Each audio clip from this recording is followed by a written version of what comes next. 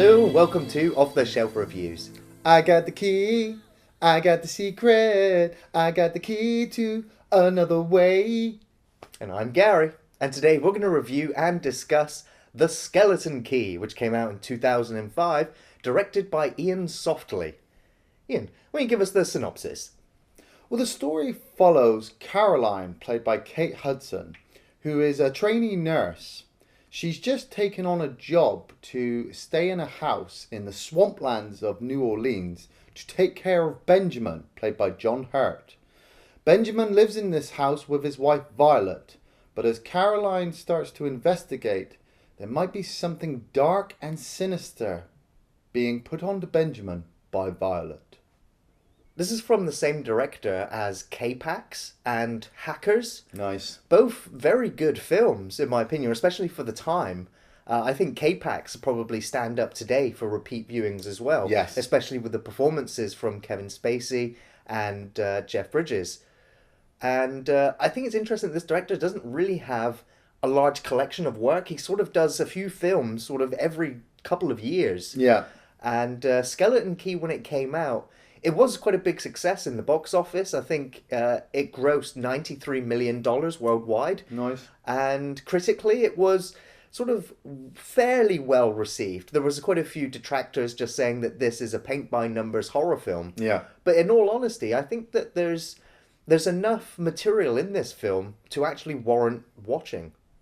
Yeah, I was very surprised with this film as well. When we were asked to review it, I'd never seen it. And I think I'd avoided it because of those reviews saying it was a paint-by-numbers horror movie. But I sat down and Kate Hudson, who plays Carolyn, I like Kate Hudson. Maybe it's because she's close relative to Kurt Russell and Goldie Hawn. I don't know. But at the same time, you know, seeing her in Almost Famous as well was the first film that I saw her in. And she's a good actress. You know, she really... I'm not saying that I've seen a lot of things with her in. I mean, I have actually sat through Bride Wars, which was fun. I know it was on TV at the time, but she's really, really good. And I like the start of the movie where, you know, she's reading that story to the guy in his deathbed. It's Robert Louis Stevenson's Treasure Island. Yeah, and you're not entirely sure what's going on at first, but you can tell that. Even though she doesn't really put across too much emotion, there's enough emotion in Kate Hudson's face to say that what she's just gone through is a bit of a life-changing experience. You know, she's just read the final story that this guy will ever hear. And then to see the fact that obviously she has to go outside to dump his belongings because his family have nothing, or don't want anything to do with him. The way she opens up that bin and she sees that there are multiple boxes in this bin, you're just like, they do this a lot. And it kind of does hit you to start off with. Didn't we call? You said he had family. Yeah, but they don't want to have anything to do with them. You can dump it out back.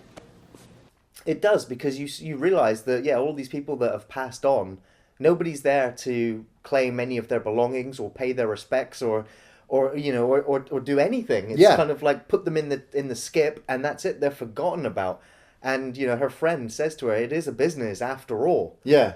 But, you know, there's no heart or soul left in there. And that's what she was hoping to put into it. I also think it's interesting that the beginning of Treasure Island has the character Jim Hawkins looking after a very elderly Billy Bones who has had a stroke. Right. So you can see a lot of parallels between that moment and what's to come in the rest of the film.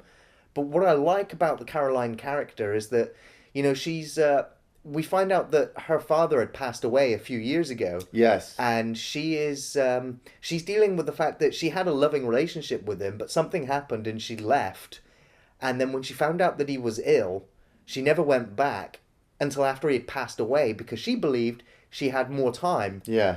And so she's kind of feeling the guilt that she wasn't there to be a nurse for him.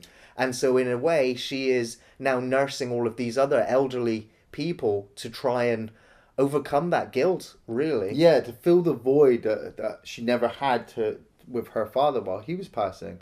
And that's the thing. I mean, I like her friend as well, Jill, played by Joy Brian, you know, they've got this friendly relationship that you haven't seen. They're just immediately in the bar and they're having drinks.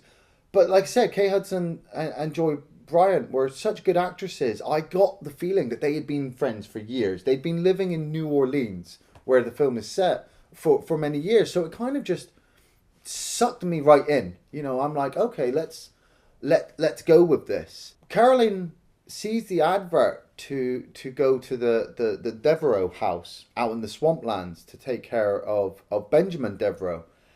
And, you know, the last time I went to New Orleans was with Mickey Rourke in Angel Heart. And I didn't really like it then.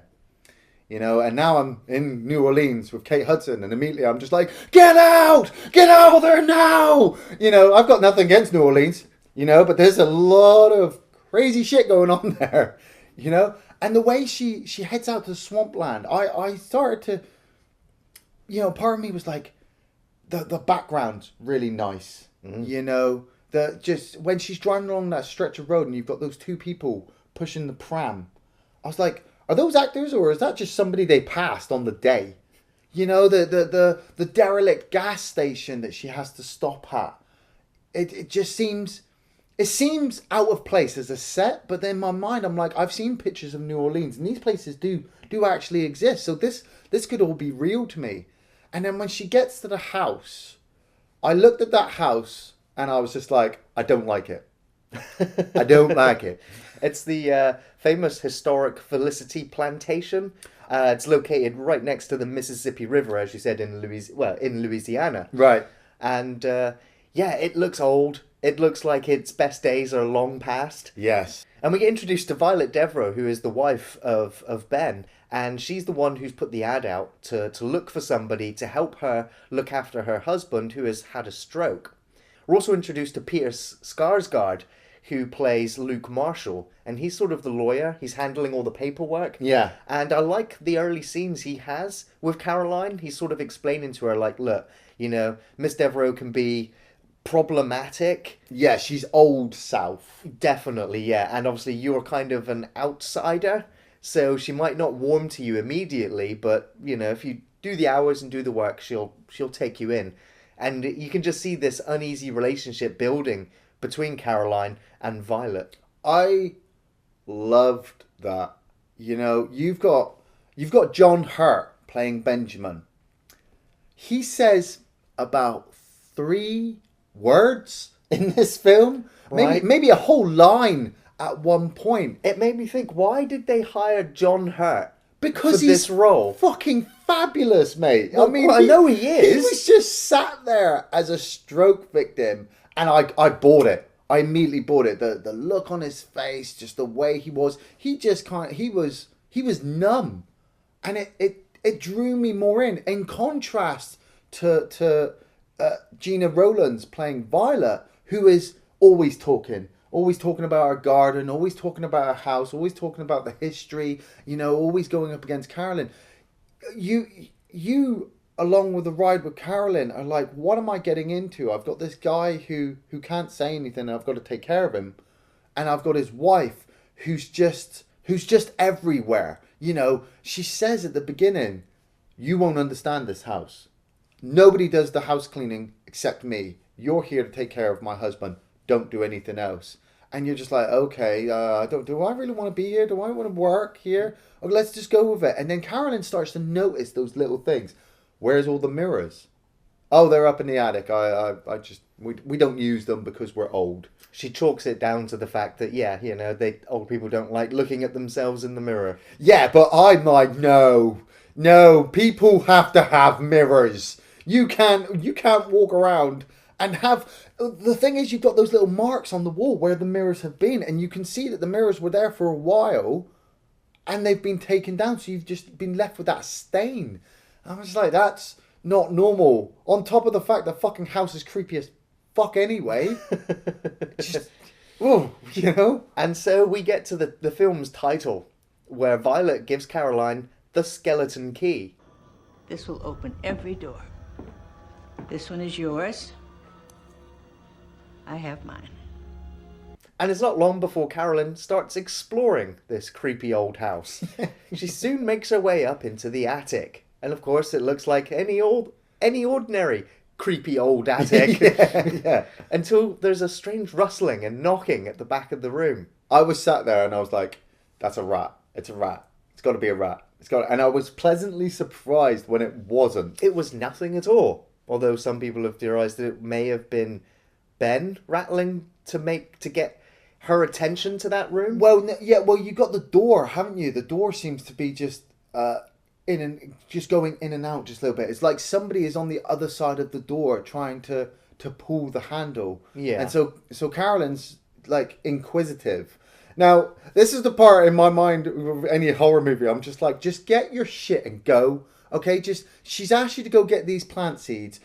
You've got them now. Just go. Don't investigate the fucking strange door, you know.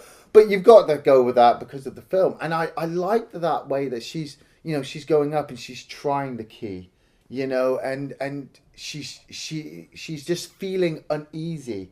And the director did it very well to keep the mystery unfolding. There weren't over the top jump scares. There wasn't, the explanation right at the beginning, so you knew what was going to happen 15 minutes in. It was just you're along with Carolyn trying to investigate and think, what's going on? Why is this all here? And it's the way she goes back to Violet. And she's like, "There's a door up there." And Violet's like, "Oh yeah, we don't go in there." Oh, no, the attic. It's never opened that. Well, I've got my Dixie Jones. Why not? What's in there? I have no idea. And I'm just like, what? Didn't you find your husband in the attic When he had the stroke? When he had the stroke? Oh yeah. We just don't go in there. So as an audience, first time watching, you're just like, okay, so something supernatural is occurring Yeah. in the attic, which caused a husband to have a stroke, and now whatever force or presence is in there is still in there. Yes. And is now locked in this room. And so, yeah, straight away you'd be thinking, if it is a supernatural entity or whatever, it's time to go. But we've already had that backstory of Caroline, and she, again, is feeling the guilt. She will not leave this person who is suffering after a stroke because of her guilt. Yeah. So it's kind of, that's her reasoning, really, for staying in the house, which works. Yeah, I mean, I was surprised by that because you could very easily think, oh, Kate Hudson's playing the dumb blonde innocent victim in all of this, but with the backstory of her father and the way she wants to care and help people, you're kind of like, I'd do the same thing in that situation, regardless of a dodgy door in the attic or not. I'm here to take care of this man. Yeah. And it's only until the man climbs out of his own window and climbs on top of his balcony in the thunderstorm that you're like, hold on a minute, I thought he was bedridden. Right? I didn't think he could walk. Why does it look like he's trying to escape? Well, I guess whatever entity is still in the house is still coming for him. And it's one thing that I also really liked about this film was the camera angles. Yes. Sometimes it reminded me of Sam Raimi, his bizarre camera angles, especially when the camera's like right above the door archway. Yes, or going through the keyhole Yes. as it's zooming in on the character. The camera work really, really worked, and like I said, it kept getting me involved. Yeah. I wanted to see what was behind the door. And once Caroline has decided that she's going to sneak up there, she picks the lock with a hairpin and goes inside, and you're just like, what the fuck is all this? It's black magic. It's voodoo. I also think, more clues are given to you when after Ben's taken the fall from the roof. Apparently John Hurt actually wanted to do the stunt himself, but the producers were like, no. Just no. And when she goes inside, she finds his sheets, and he's scrawled, "Help me," Yes. into the sheets. She's just like, what? Yeah. And then, of course, when she goes back later, the sheets are totally clean. You're like, did she see it? Did we see it? Yeah, that's it. I was just like, I'm pretty sure I saw it. It's all in her head, but you've still got that creepy feeling from Violet like Violet is up to something, and she will probably do everything that she can to hide evidence of the things that we're seeing. And that made me even more freaked out, because I'm like, that woman looks like she's like 78. She must move like fucking lightning and know where everything is at all times to be able to get and replace these sheets that she probably had no clue about in the first place. But what I really loved as well was when Carolyn goes back to Violet and asks for the explanation about what's going on, because she's starting to get these uneasy feelings and she feels that there's a presence. And Violet's explanation about Mama Cecile and Papa Justify, two black servants who used to work in the house and who were murdered by the owners of the house after performing some kind of voodoo protection spell on the voodoo, children. It's hoodoo. Oh yeah, hoodoo you voodoo bitch. That backstory, the way it was filmed, the mixture of black and white as well as color camera at the same time. You know, the kind of, it wasn't overly massively attentive to detail, but just enough that you're rushing around with the people, like where are the children? And then you go upstairs and you see them sat in the circle of candles, and they grab the black servants and they pull them down, ropes around their necks, lynch them up onto the trees, and then set fire to them as well. All that power, reach, insanity.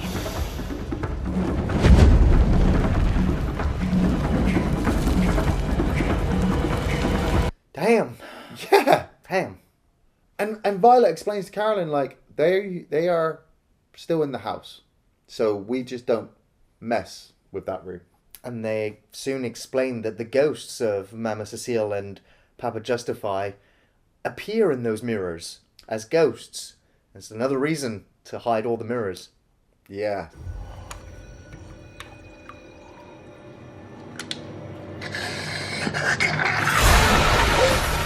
Carolyn, obviously, with all this information, returns to her friend Jill and starts to explain everything to Jill. And Jill says, well, you know, I'm not much of a big believer, but my family has, you know, delved into this kind of stuff. So maybe you should investigate it.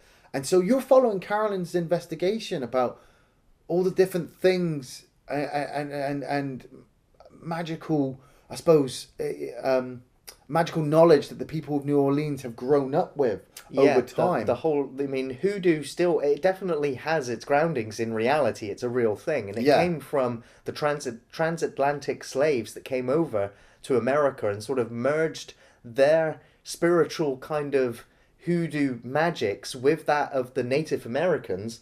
And it kind of morphed into this, it's a form of folk spirituality. Yeah. And it's a kind of magic that's a placebo in a way. It kind of only really works if you totally believe in it. Yes. Otherwise, it has no effect. And so, I like that her friend, takes her to a laundromat, and she's like, yeah, that's the hoodoo convenience store. Yeah. Like, really? It's a laundromat. Yeah. And it wouldn't be until later that Caroline would go back there and go into the laundromat. It's like, it's a normal laundromat. But she goes in through the back. And I was like, wow, it's the occult mysticism. Yes. It's great. I just love to imagine that, on any given street, and you see a laundromat or you just see a normal store, and behind it or above it, that there's this occult store selling, these artifacts of forgotten times. And it's just, it's the little touches as well, isn't it? Like the brick dust. Yeah. You pour brick dust in front of your doorway and your enemies cannot cross it. But the thing is, your enemies cannot cross it so long as they believe in hoodoo. Yes. Because if they don't believe in hoodoo, it's just rocks, it's just brick salt.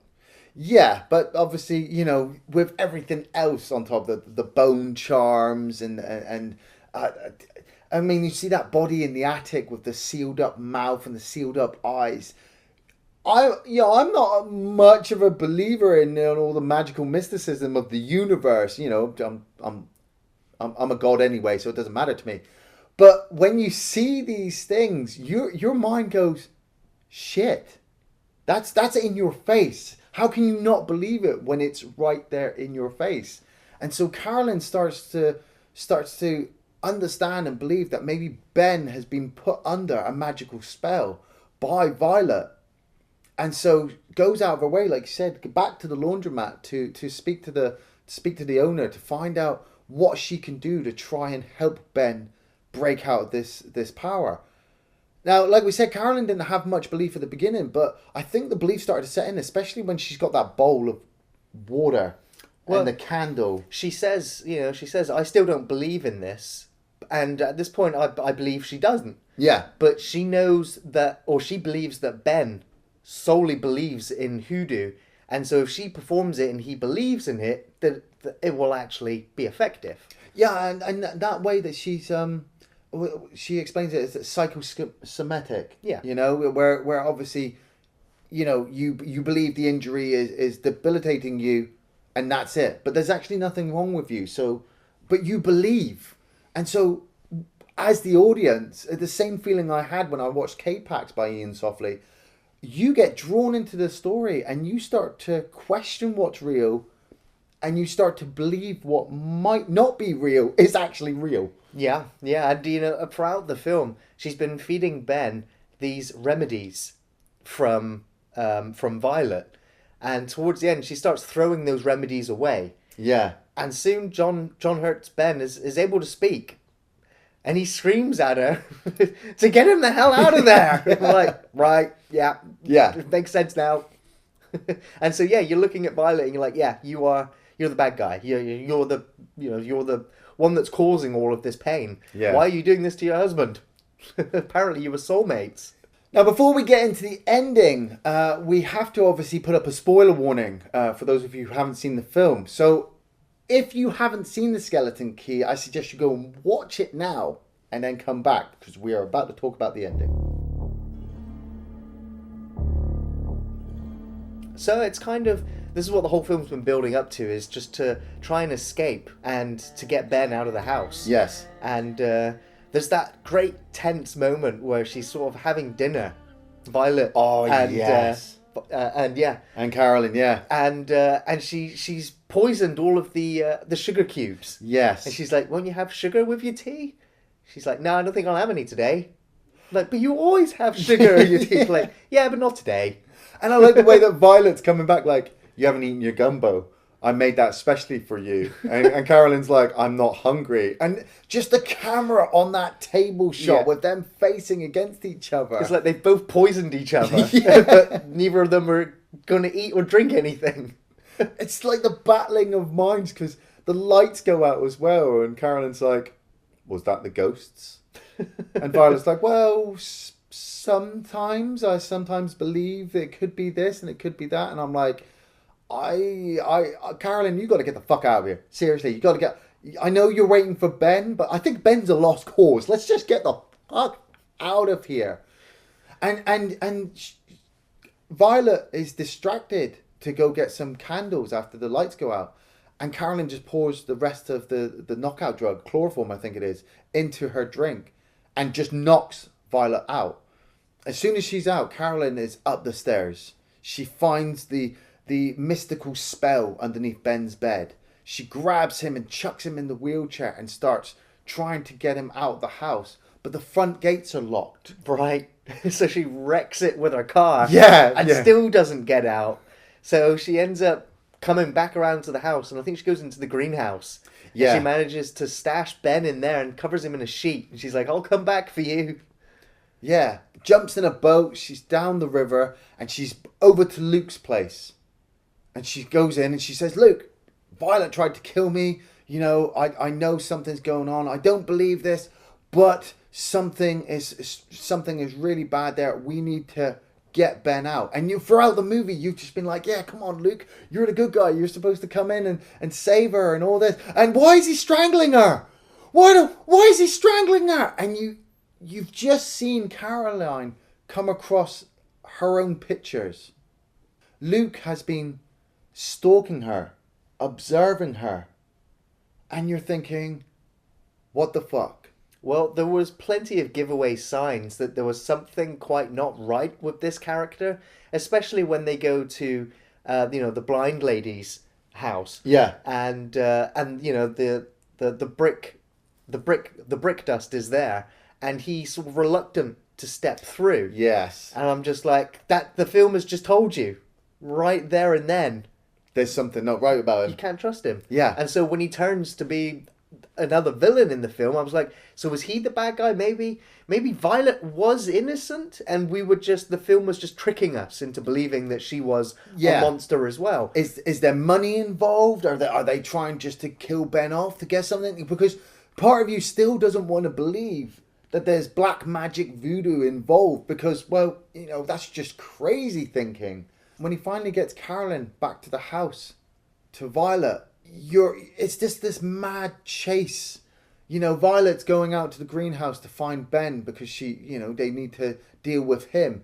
And you can just see that there's this relationship going on between Luke and Violet. And Carolyn finally escapes from Luke, breaks her bonds, and starts pouring brick dust all around the house to try and stop him from coming in. And I love the bit where she pushed Violet over the banister and Violet fell down. That was nasty. That was a nasty fall.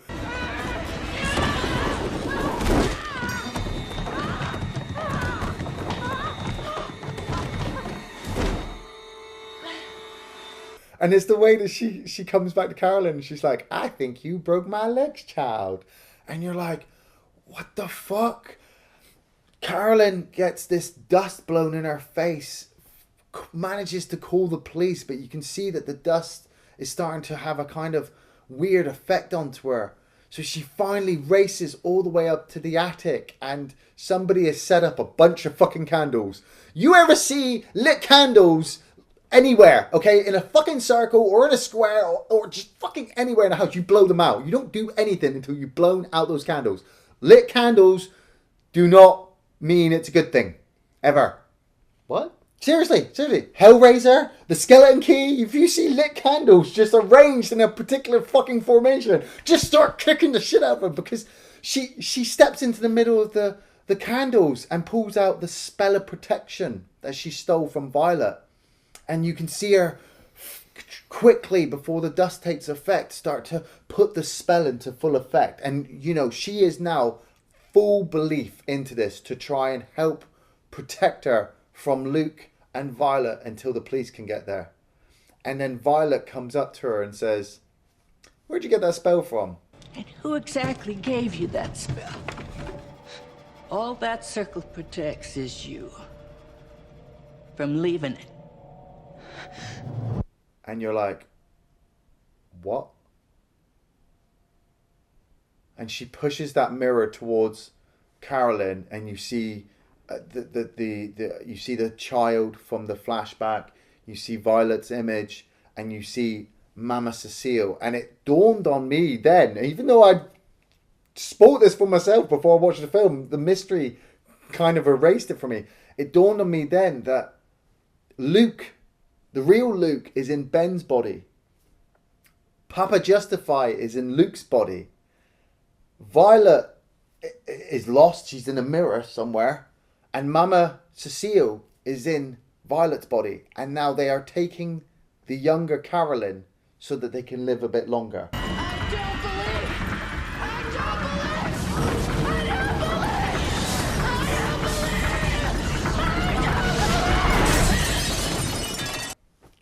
Wow. You know, I didn't really see that happening throughout the film. And so I was like, wow, you know, you pulled me in. Yes. You did something really quite clever.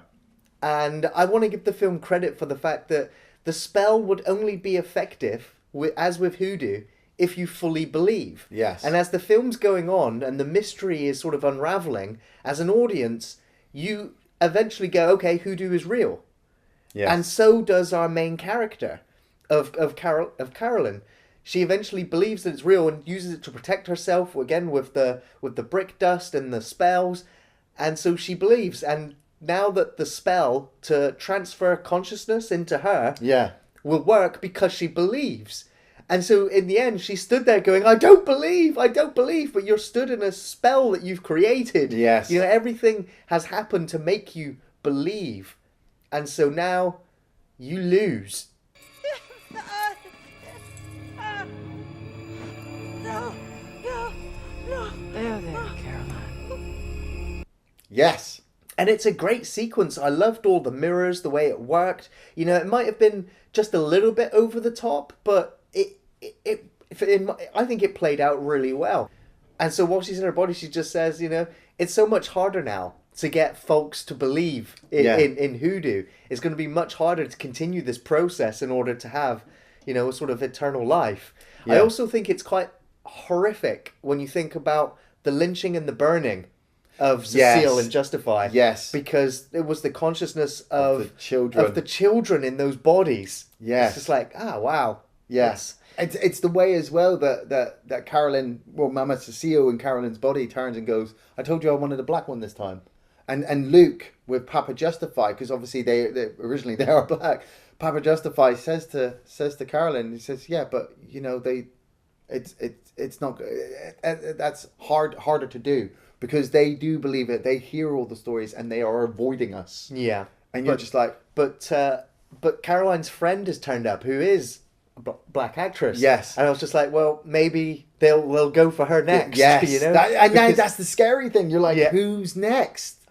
That final image as well, where Violet and Ben in the ambulance, like I said, two great actresses, Gena Rowland and John Hurt. Just looking at each other. They don't even have to say anything, but on their expression, you're sat there in shock because you know it's actually Luke and Carolyn in those bodies, and they're drugged. They can't say anything. Well, I do have a smallish problem with the ending. Okay. In the fact that obviously they kept Ben in the house this whole time. You know, he had a stroke. Yes.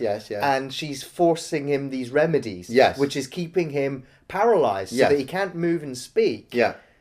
Now that they're out and they're going to the hospital, they're not going to be given remedies over and over again to keep them paralyzed. Yes. But who's going to believe them? Who's going to believe them? And especially with the influence that Luke, Papa Justify, has as this lawyer, you know, it's very easy for him to walk outside into the big world. Because I don't see Mama Cecile leaving the house ever. No. She's going to stay there because that's her. That's the her coven of power there. But it's very easy for him to walk around and just say to people, well, I'm a lawyer and they've left her the house. We've done all the deeds and stuff. And they're just old people now.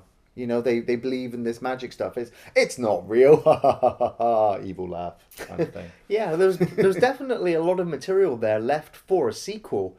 Although it does all feel nicely wrapped up at the end. Yes. You know, your imagination can go, well, you know, what if they try to come back and reverse the spell and other stuff, you know? Yeah. It probably wouldn't be as exciting. Yeah, you don't because need the that, mystery's gone and everything else. But, you know, it's just your idea of what could happen next is still there.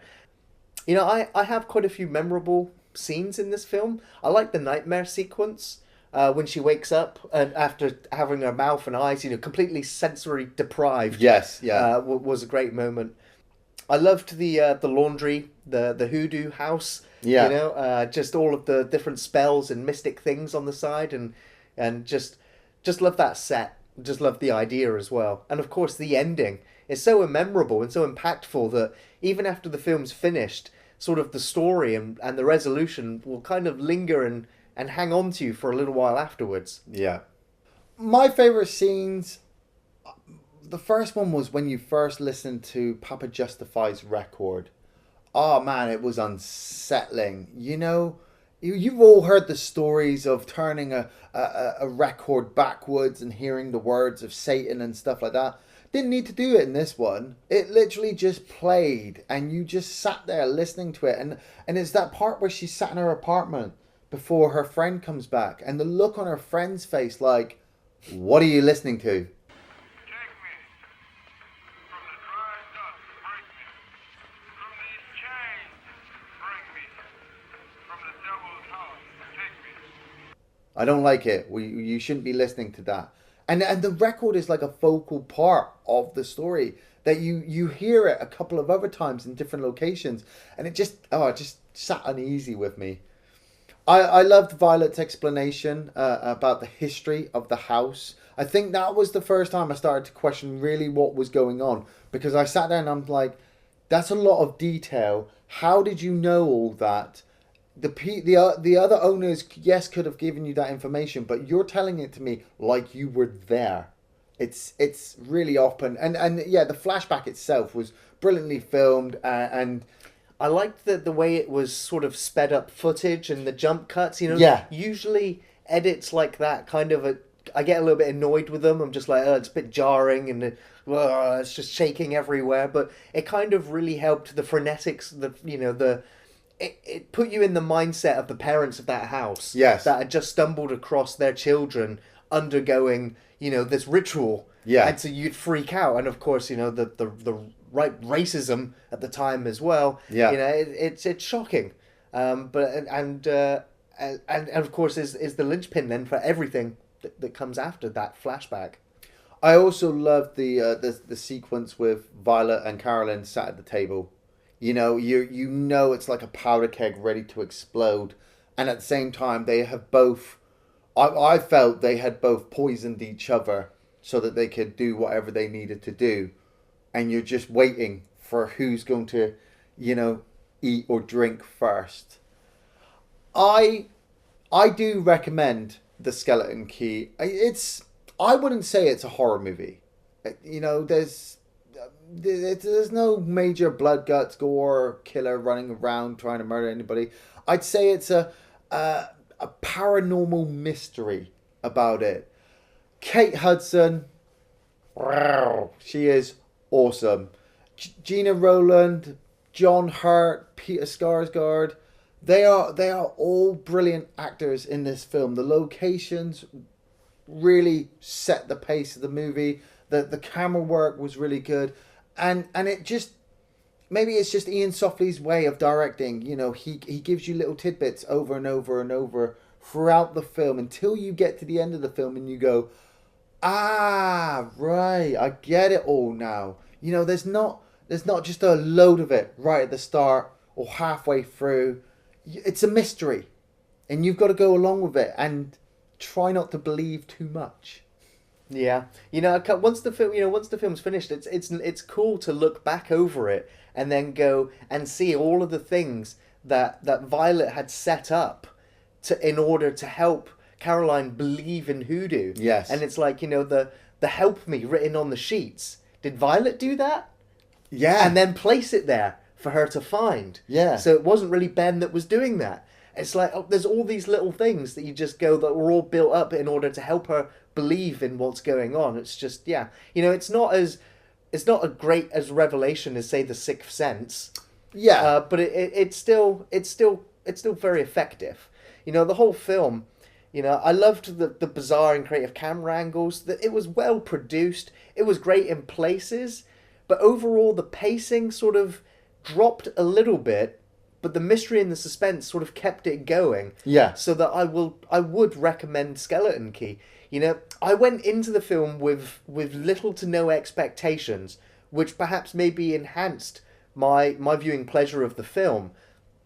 If you're looking for, a supernatural ghost mystery sort of whodunit film. Yeah. I thought it's one of those films that if you've got a partner who doesn't do horror movies very well, and avoids them, this is one of those films you could sit down with them and watch it, because it's not OTT. Well, it's a PG horror film. Yeah, So- it's something easy, and it will leave you a little unsettled at the end, but otherwise happy. Thanks for watching Off the Shelf Reviews. My grandma and your grandma were sitting by the fire. My grandma told your grandma, I'm gonna set your flag on fire. Talking about hey now, Aiko ande, Jagamo fino hanane, Jagamo finane. Hoodoo keeps your enemies from coming across. See the bones hanging? This stuff's got a hold on people out here. Yeah, but it's not real. It doesn't matter if it's not real. It's real to them.